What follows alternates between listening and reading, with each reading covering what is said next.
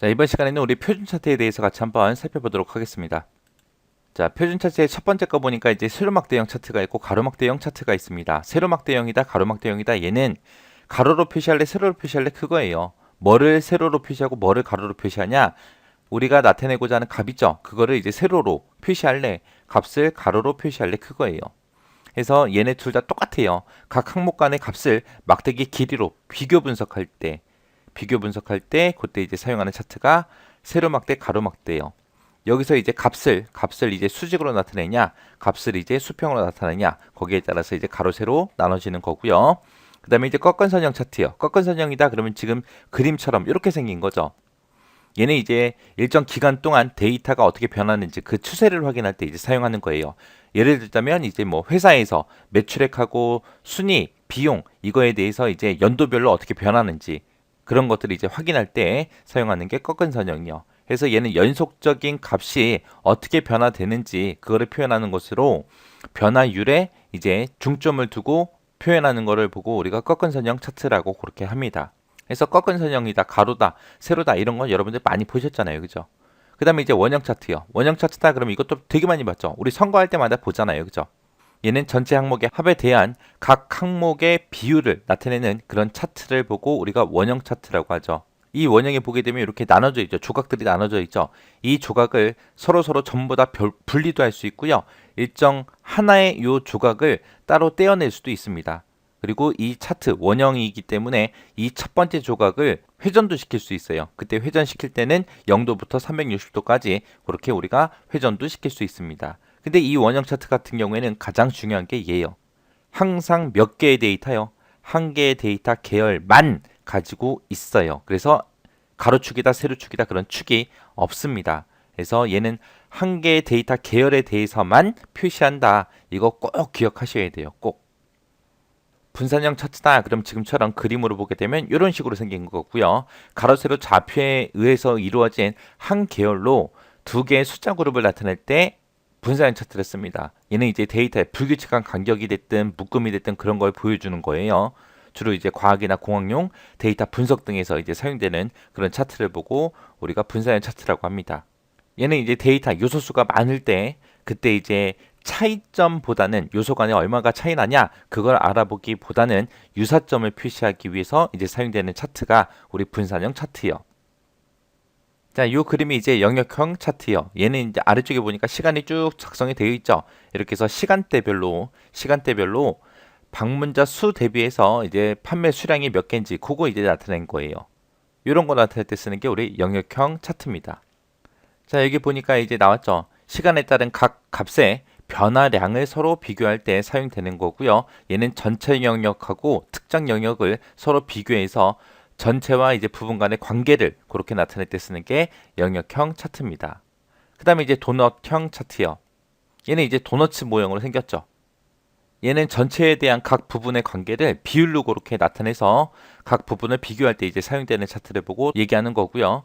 얘는 원형처럼 그렇게 생겼는데 원형이랑 좀 다른 게 뭐가 다르냐?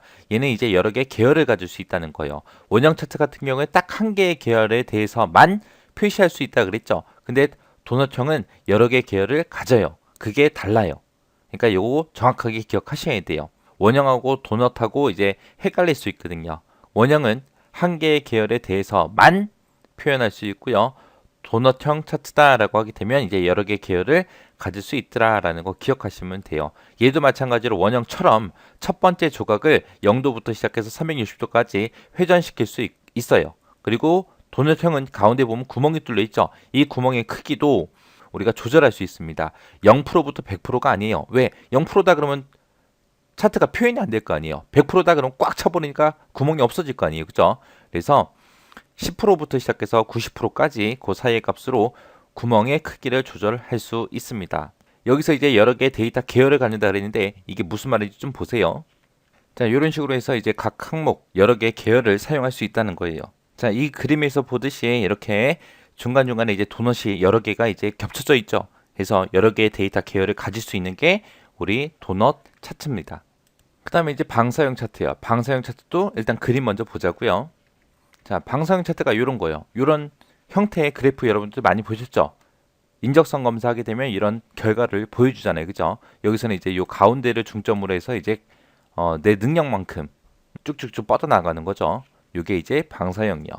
방사형 차트다라고 하게 되면 많은 데이터 계열의 집합적인 값을 나타낼 때 주로 사용되고요. 얘는 가운데서 뻗어나오는 값축을 가지고 있는 게 방사형 차트입니다. 그 다음에 이제 표면형 차트요. 표면형 차트다라고 하게 되면 두 개의 데이터 집합에서 최적의 조합을 찾을 때 사용되는 그런 차트를 보고 표면형 차트라고 하고요. 거표명 차트다라고 하게 되면 거표명 차트는 계열 간의 항목 비교를 하기 위해서 사용되는 차트가 우리 거표명 차트요. 얘는 우리 앞에서 봤던 그 분산형 차트 있죠. 분산형 차트 종류예요. 이 거표명 차트는 이제 데이터 계열 값이 3개인 경우에 그때 이제 사용을 합니다. 그때 이제 세 번째 변수값 있죠. Z축에 해당하는 그 세 번째 변수값은 작성하지 않고 거품의 크기로 표시해줘요. 그 다음에 이제 주식형 차트요. 얘는 뭐 뉴스 같은 데 보면 많이 나오잖아요. 그죠? 얘는 이제 주식의 거래량과 같은 주가의 흐름을 파악하고자 할 때 그때 이제 사용되는 차트를 보고 주식형 차트라고 하고요. 얘는 이제 거래량, 시가, 고가, 저가, 종가에서 그렇게 5개의 계열이 필요합니다. 이런 차트들이 이제 표준 차트예요. 이렇게 해서 차트 종류 쭉 알아봤는데 자, 이런 말들 잘 기억하셔야 돼요.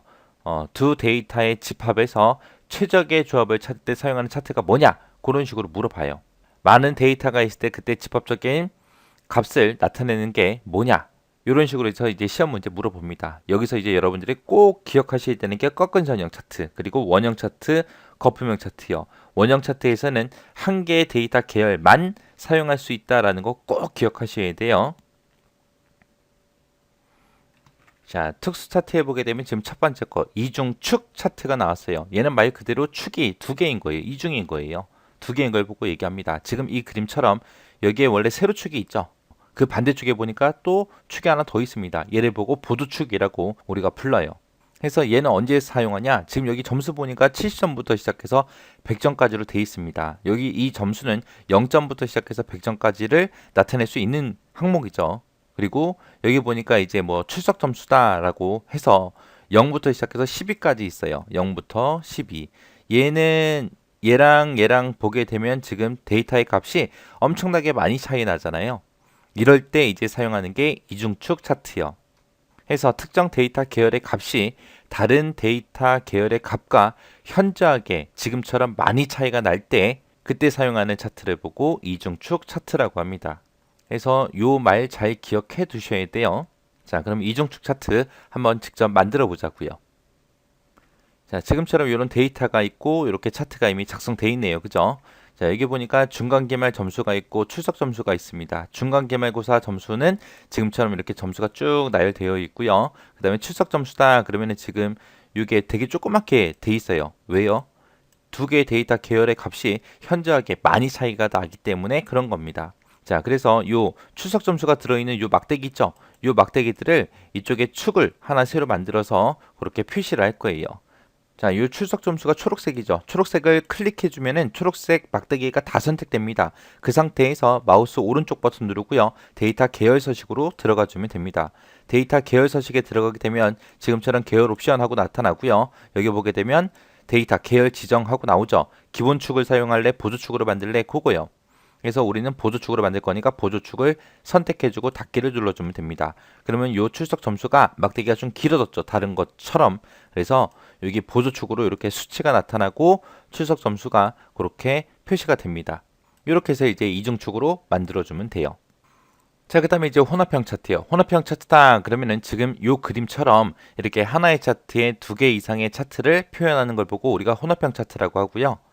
얘는 특정 데이터 계열을 강조하고자 할 경우 해당 계열을 다른 차트로 다른 모양으로 그렇게 표시하는 걸 보고 우리가 혼합형 차트라고 합니다. 이런 혼합형 차트는 2차원 차트에서만 가능해요. 요거 잘 기억하세요. 그리고 혼합형 차트를 만들 수 없는 것들이 있습니다. 주식형이다, 거품형이다, 표면형이다, 원통형이다, 원뿔형이다, 피라미드형이다. 이런 것들은 혼합형 차트로 구현할 수가 없습니다. 요거 못하는 거 정확하게 기억하셔야 돼요. 그래서 2차원 차트에서만 가능하고 그리고 주식, 거품, 표면, 원통, 원뿔, 피라미드 이런 차트는 혼합형으로 만들 수가 없다. 정확하게 기억하셔야 됩니다. 그러면 이 혼합형 차트도 한번 만들어 보자고요. 자, 아까 좀 전에 이제 이중축으로 만들었던 거예요. 이 출석 점수를 이제 가로막대로 그렇게 만들 거예요. 그러면은 이제 초록색 막대를 또 한 번 더 선택해 주면 돼요. 그럼 초록색 막대기가 다 선택이 되죠. 그 상태에서 마우스 오른쪽 버튼 누르고요. 계열 차트 종류 변경으로 들어가면 됩니다. 들어가게 되면 이제 어떤 모양으로 바꿀래? 라고 물어보죠. 여기서 저는 이제 가로막대용으로 할 거예요. 그래서 가로막대용 선택해주고 묶은 가로막대 선택하고 확인이요.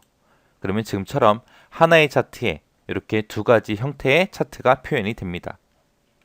자, 이중축 차트를 언제 쓰는지 정확하게 기억하시고, 그리고 혼합형 차트에서 못하는 거다. 그러면 이제 3차원 차트, 그리고 주식형, 거품형 이런 것들 있어요. 이거 꼭 외우셔야 돼요. 꼭 제발 외우세요. 얘는 2차원 차트에서만 가능하니까 3차원은 안 되겠죠.